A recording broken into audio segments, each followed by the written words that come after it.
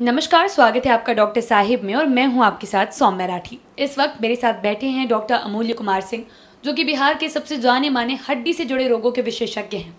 आज के एपिसोड में हम आज कल की सबसे कॉमन प्रॉब्लम के बारे में बात करने वाले हैं। आज जानेंगे कि ड्राइविंग के दौरान जो पीठ पर आपके स्ट्रेस पड़ता है, उससे आपको राहत कैसे मिल सकती है और इस स्ट्रेस की वजह से क्या क्या दिक्कतें हो सकती है और नज़रअंदाज करना कितना भारी पड़ेगा, सब कुछ समझेंगे।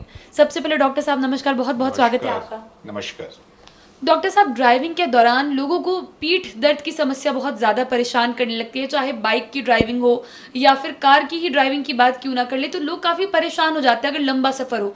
तो ऐसे में मैं चाहूँगी आप लोगों को बताएं कि क्या इस चीज़ से कोई राहत पाने का तरीका है, लेकिन अगर ड्राइविंग है ही ज़रूरी है करना, तो अपनी पीठ का ध्यान कैसे रखें। बहुत ही अच्छा विषय पे आज हम लोग चर्चा करने वाले हैं।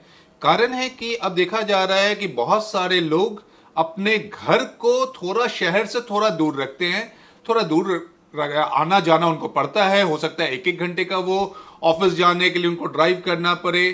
विदेशों में तो यह प्रचलन है कि बहुत दूर दूर घर रहता है, 1.5 घंटे 2 घंटे लोग ड्राइव करते हैं। लेकिन हम बिहार के शहरों की बात करें तो वहां यह प्रचलन नहीं था, लेकिन अभी मजबूरी हो गई है, रास्ते अच्छे बन रहे हैं तो आपको दूर से भी आने में लगता है कि चलो आधे घंटे 45 मिनट में मैं अपने ऑफिस पहुंच जाऊंगा, तो आप आना चाहते हैं। लेकिन परेशानी सबसे बड़ी हो जाती है कि जिस तरह से आजकल ये 2 व्हीलर्स बन रहे हैं, 4 व्हीलर्स जो सस्ते में बोला जाता है, जो कि 4 लाख 5 लाख 6 लाख में मिल जाते हैं। 2 व्हीलर्स देखा जाए, यंग जनरेशन ने अपने पूरा स्पोर्ट्स टाइप का मोबाइल बना लिया है। उनका जो सीट और हैंडल पकड़ने की जो जगह है, उसमें पीठ जो है कहीं ना कहीं हमेशा अजीब से वो स्थिति में रहता है और रास्ते पे आप जब चलते हैं तो उस पे बहुत सारे जर्क्स लगते हैं। अगर आप ध्यान नहीं दीजिएगा, रोज आप 50 किलोमीटर 60 किलोमीटर 70 किलोमीटर अगर आप चल रहे हैं तो लगातार पीठ पे वो जर्क पड़ते हैं और जो दो हड्डी के बीच में जो गद्दा होता है, जिसको इंटरवर्टेब्रल डिस्क करते हैं, वो एक्चुअली एक गद्दा है जो कि दो हड्डियों के बीच में झटके को रोकता है। लेकिन अगर आप ध्यान नहीं दे रहे हैं, बहुत ज्यादा रॉन्ग पोजीशन में ड्राइव कर रहे हैं और वो झटका अगर गलत ढंग से पड़ रहा है तो आपकी हड्डियों पे जोर पड़ेगा। बहुत ही माइनर छोटे छोटे फ्रैक्चर होने लगते हैं और उसके बाद आप एक्सरे कराइएगा, शायद कुछ न दिखे, लेकिन पीठ की दर्द बढ़ जाती है और आप अपने कार्य पे नहीं जा पाते हैं। तो मैं सब लोगों से अनुरोध करूंगा, पहले जिस तरह से भी जिस व्हीकल में आप जा रहे हैं, अगर 4 व्हीलर्स पे जा रहे हैं तो अपने सीट को ढंग से एडजस्ट कर लीजिए। अगर आप बहुत छोटे कद के हैं तो नीचे में एक कुशन का यूज कीजिए और बैक में भी एक कुशन का यूज कीजिए कि आपकी पीठ थोड़ी आरामदायक स्थिति पर रहे लंबे सफर के लिए।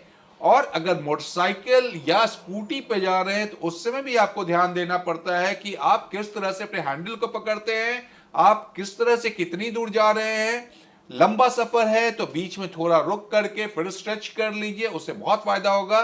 और जहां पे सड़कें खराब हैं वहां तो परेशानी बहुत ज्यादा बढ़ जाती है, क्योंकि वो जो दुर्घटनाएं होती हैं जिसको कि शायद आप नोटिस नहीं करते हैं, लेकिन धीरे धीरे करके आपके वो मांसपेशियों के आपके लिगामेंट्स को वो डैमेज करते जाती है और उसके बाद आप रात में जब सोने जाते हैं दर्द बढ़ जाती है। आप अगर घर में कोई नहीं है तो अपने आप तेल लगाना पड़ता है, अगर आप औरत है तो हस्बैंड को बोलते हैं, हस्बैंड है तो वाइफ को बोलते हैं, और दोनों की मानसिक स्थिति रात में खराब होती है। तो इन परेशानियों से बचने के लिए आप गाड़ियों पे जब सफर कीजिए तो अच्छे ढंग से बैठिए, हैंडल को अच्छे ढंग से पकड़िए। डॉक्टर साहब, इसके अलावा कोई एक्सरसाइजिंग भी होती है, कोई स्ट्रेचिंग एक्सरसाइज है जो कि कंपल्सरीली करनी चाहिए। बहुत जरूरी है एक्सरसाइज। हमारे शरीर में जो हमारी 206 हड्डियां हैं वो कहीं ना कहीं मांसपेशियों से अपना रक्त या भोजन प्राप्त करती हैं और उनको एक स्थिति में अगर छोड़ दिया जाए तो उनके भोजन में भी कमी होती है। आप जब एक्सरसाइज करते हैं तो रक्त प्रवाह पूरे शरीर में बढ़ा देते हैं और रक्त के थ्रू ही भोजन आपके हड्डियों तक पहुंचती है।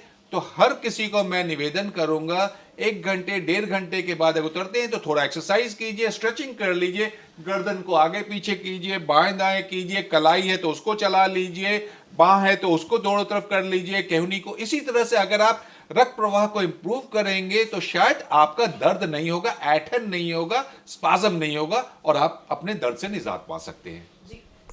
उम्मीद करती हूँ डॉक्टर साहब ने जो बातें बताई हैं आपने उन्हें ठीक तरीके से सुना और समझा होगा। इसी के साथ बहुत जल्द मुलाकात होगी अगले एपिसोड में।